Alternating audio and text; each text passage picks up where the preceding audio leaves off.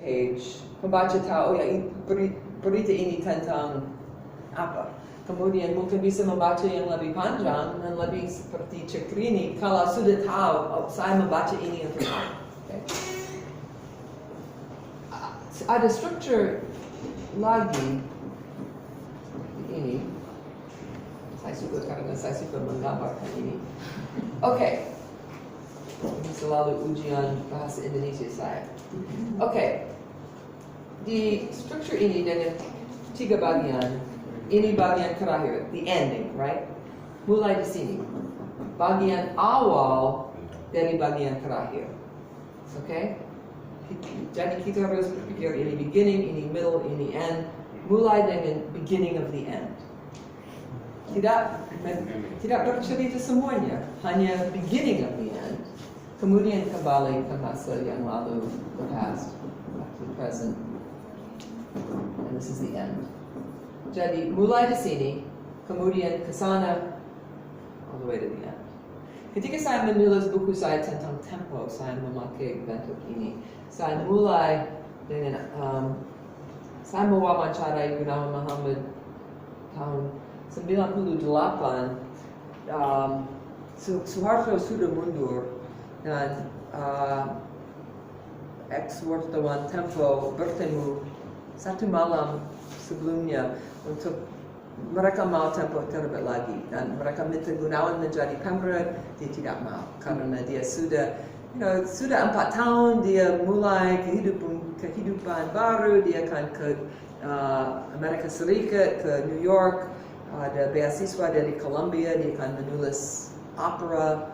Dia tidak mau menjadi pemberat Tempo lagi, tapi dia tahu kalau dia menolak mungkin Tempo tidak akan ada lagi. Jadi ada dilema.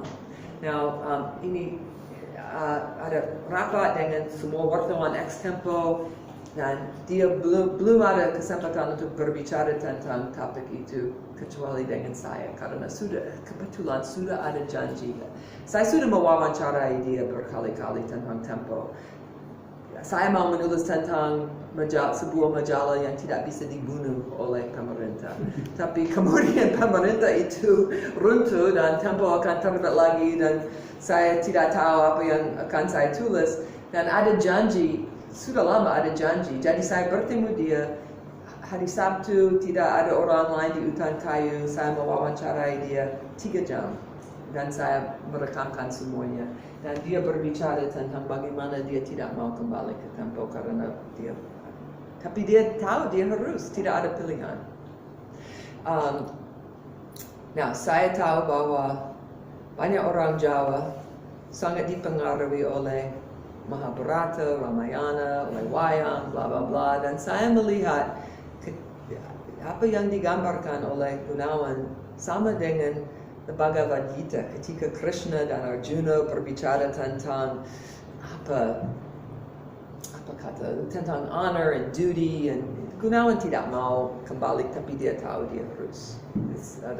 Ada utang budi, dia harus kembali ke Tempo. Oke, jadi saya mulai dengan adegan itu. Kemudian kembali ke pada awalnya Tempo, dan saya berhenti dengan pemberedalan 1994. Jadi saya mulai dengan 98, kemudian ke pada awalnya ketika Gunawan masuk Universitas Indonesia, bla bla bla. Saya bisa mulai dengan pemberedalan, tapi saya memutuskan ini sudah diceritakan oleh orang Tempo. Ini cerita mereka, bukan cerita saya. Saya tidak di sana, dan mereka sudah menulis buku-buku tentang pemberedalan. Saya mau menulis tentang pemberedalan, tapi apa yang terjadi pada tahun 98 ini cerita saya. Jadi saya berhenti di sini dan kemudian bagian terakhir buku saya selesai tahun 2004.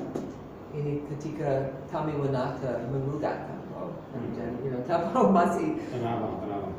Oh, karena dia tidak suka tulisan tentang kebakaran di Tanah Abang. Yeah.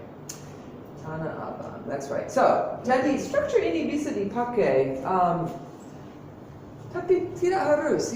Tulisan Anthony Shadi sangat sederhana. Dia memakai satu peristiwa yang sederhana untuk membingkaikan berpasa tentang topik lain. Jadi kembali ke bisnis. Kalau ada persoalan yang harus ditulis. Kalau Anda bisa mencari seorang dengan cerita yang bisa dipakai untuk membingkaikan persoalan itu, sangat lebih menarik.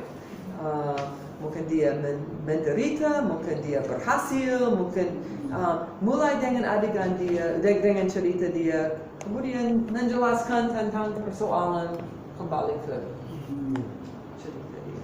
Nanti saya mengaitkan begitu ya, antara dengan data saya peroleh di BPS terkait dengan kemiskinan, kemudian kita kaitkan dengan kisah nyata si pelaku itu sendiri, begitu maksudnya. Iya. Saya ada satu pertanyaan. Ya. Mungkin Bu Janet sama ini memperhatikan betul penulis-penulis kelas dunia yang bisa meraih hadiah Pulitzer sebagai hadiah tertinggi untuk para wartawan. Kira-kira mana satu contoh dari sekian banyak wartawan yang menulis dan mendapat Pulitzer itu yang memakai genre yang ini? Ya, well sebenarnya Anthony Shadi menang 2 kali. Dan saya menulis kepada dia sesudah tulisan ini diterbitkan. Saya tidak kenal dia, tapi saya menulis dan berkata, ya tulisan ini bagus, saya memakai di mana-mana sebagai contoh jurnalisme naratif. Dan dia menjawab, dia membalas, dia berkata, ya dari semua yang saya lihat yang saya menyaksikan di Irak ini yang paling mengharukan.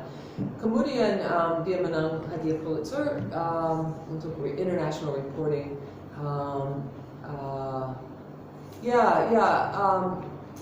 Saya kira kebanyakan tulisan yang menang memakai unsur jurnalisme naratif. Jurnalisme juga menang. Ya. Dan Hiroshima sudah diterjemahkan, ada di bahasa Indonesia juga. Saya tahu bahwa Serambi tidak akan, mengganti gaya. Tapi saya kira kalau teman-teman berpikir tentang unsur yang bisa dipakai, walaupun ini ada sesuatu yang saya memperhatikan tidak hanya di Indonesia. Banyak orang, tidak semua wartawan menjadi wartawan karena mereka suka menulis. Ada sebagian yang suka tahu apa yang terjadi, tapi hanya sebagian dari semua wartawan sangat suka menulis. Dan jurnalisme naratif sangat cocok dengan bersama mereka. Kalau ada wartawan yang sangat suka menulis, dia mungkin harus diberi izin untuk mencoba sesuatu yang berbeda. Mungkin untuk akhir minggu, edisi, saya tidak tahu bagaimana. Ada edisi budaya. Ya. Ini tidak untuk semua wartawan, tapi saya kira semua wartawan mungkin harus berpikir tentang adegan dan tokoh dan sudut pandang dan detail. Selalu bisa menjadi detail untuk berkaitkan tulisannya. Ya, silakan. Ini tentang platform media cetak dan online ya. Ya. Kebetulan saya biasanya di travel menulis tentang destinasi, kadang kuliner juga. Oh, sangat cocok. Dan sering memakai first person ya? Iya. Ya. Jadi yang menjadi persoalannya kadang saya baca di versi cetak dengan online beda biasa saya buat. Karena kadang segmen baca kita juga beda. Yang banyak pakai smartphone mungkin generasi muda ya, sementara yang media cetak pada generasi. Right, benar. Saya pakai dua ini sih. Dan juga kadang waktu di online dituntut misalnya jumlah visitor misalnya, sehingga kadang-kadang kita harus memakai bahasa, kalau Indonesia itu agak sedikit lebay untuk dikunjungi aja dulu di judul seperti itu. Iya, agak bombastis gitu, di judul. Sementara di versi cetak agak lebih formal, lebih seperti naratif jurnalisme naratif lebih bisa diterapkan. Kalau online agak susah dikunjungi mungkin ya, kita memakai bahasa-bahasa sedikit berat. Ya mungkin Bu Janet bisa memberikan satu formula tulisan yang bisa untuk kedua platform mungkin. Well, ada beberapa hal. Di Amerika, para wartawan tidak menulis judul. Ini dilakukan oleh editor. Karena dilihat sebagai penampilan istimewa. Benar, dilihat sebagai penampilan istimewa, special skill untuk menulis headline. Untuk alasan yang Anda sudah beri, it's a real skill.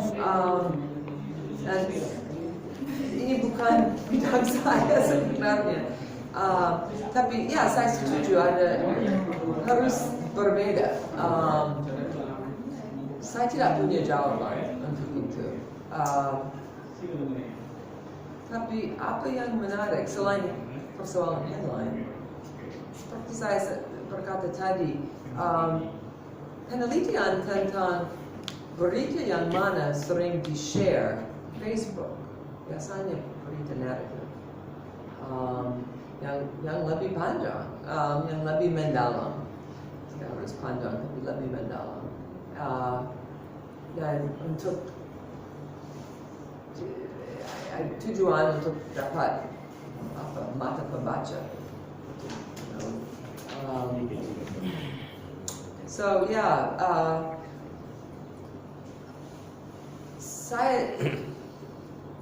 saya tidak tahu tentang masa depan jurnalisme. Saya kira sayangnya media cetak sedang mati pelan-pelan, tapi sedang mati karena anak muda tidak membaca surat kabar. Ini jelas. Adik saya dulu dia menjadi redaktur di surat kabar The Tampa Tribune di kota Tampa di negara bagian Florida, dan sudah mati. Dia tidak sudah mati, tapi sudah 32 tahun dia bekerja di sana. Dan sayang sekali karena sekarang di Amerika media nasional seperti The Washington Post, New York Times sangat kuat. Mereka melaporkan tentang Presiden Trump dengan baik. Tapi media daerah sedang mati, dan jadi tidak ada media yang mengamat pemerintah daerah dan pemerintah lokal, dan ini sangat tidak baik karena sering ada korupsi atau tidak ada oversight dari media. Jadi tapi saya kira gaya jurnalisme naratif akan bertahan. Saya tidak tahu dari platform yang mana, tapi saya yakin bahwa kita sebagai manusia sangat suka cerita. Yeah, we just like stories. Kalau saya bercerita, teman-teman akan dengar. Kalau Anda bercerita, saya akan dengar. Jadi, ini mengapa saya suka mengajar tentang gaya ini. Tapi saya tidak tahu bagaimana untuk menulis judul yang sangat bagus untuk media online.